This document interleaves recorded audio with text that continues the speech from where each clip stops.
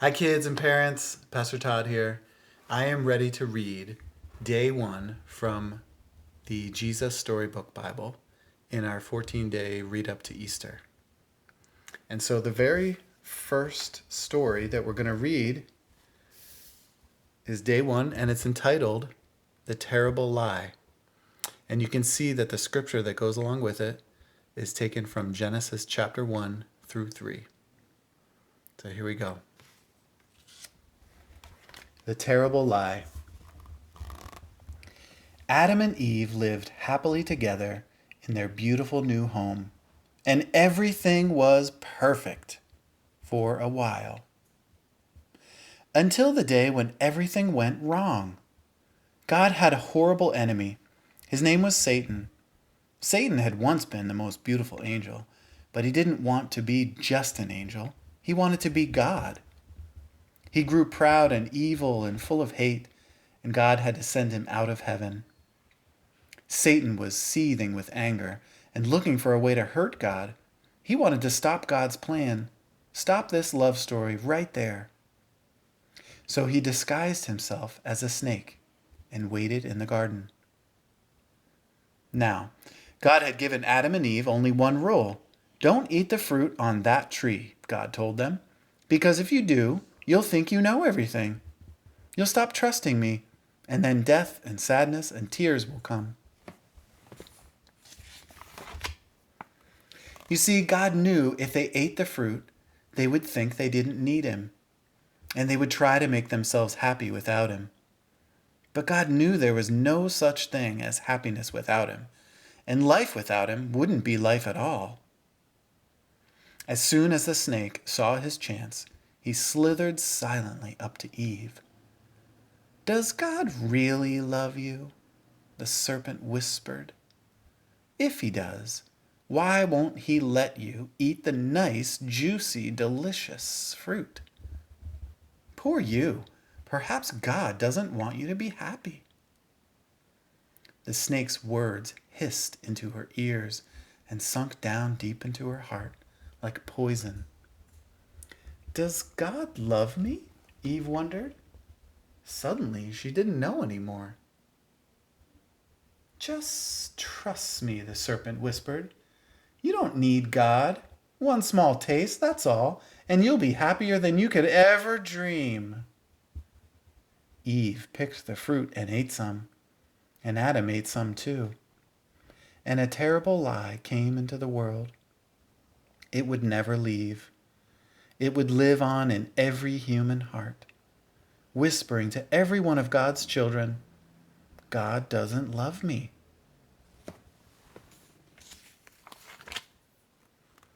And it wasn't a dream. It was a nightmare. A dove flew from Adam's hand. A deer darted in a thicket. It was as if they were frightened by something. A chill was in the air. Something strange was happening. They had always been naked, but now they felt naked and wrong. And they didn't want anyone to see them. So they hid. Later that evening, as God was taking his walk, he called to them, "Children?" Usually Adam and Eve loved to hear God's voice and would run to him. But this time, they ran away from him and hid in the shadows. "Where are you?" God called. "Hiding," Adam said. "We're afraid of you." "Did you eat the fruit I told you not to eat?" God asked them. Adam said, "Eve made me do it." "What have you done?" God asked. Eve said, "The serpent made me do it." And terrible pain came into God's heart. His children hadn't just broken the one rule. They had broken God's heart. They had broken their wonderful relationship with him. And now he knew everything else would break. God's creation would start to unravel and come undone and go wrong. From now on, everything would die, even though it was all supposed to last forever. You see, sin had come into God's perfect world, and it would never leave. God's children would always be running away from him and hiding in the dark. Their hearts would break now and never work properly again. God couldn't let his children live forever. Not in such pain. Not without him. There was only one way to protect them. You will have to leave the garden now, God told his children, his eyes filling with tears. This is no longer your true home. It's not the place for you anymore. But before they left the garden, God made clothes for his children to cover them. He gently clothed them, and then he sent them away on a long, long journey out of the garden, out of their home. Well, in another story, it would all be over, and that would have been the end. But not in this story. God loved his children too much to let the story end there. Even though he knew he would suffer, God had a plan, a magnificent dream. One day he would get his children back. One day he would make the world their perfect home again. And one day he would wipe away every tear from their eyes. You see, no matter what, in spite of everything, God would love his children with a never stopping, never giving up, unbreaking, always and forever love.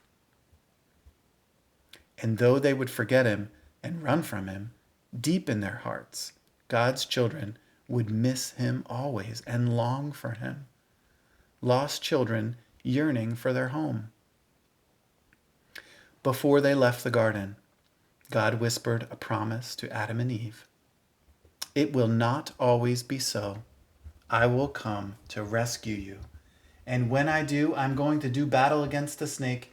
I'll get rid of the sin and the dark and the sadness you let in here. I am coming back for you. And he would, one day, God himself would come.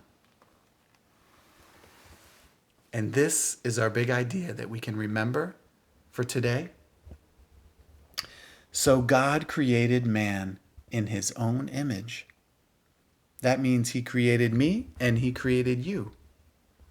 Now, I know my most favorite part of the story was when God lets everyone know about his rescue plan.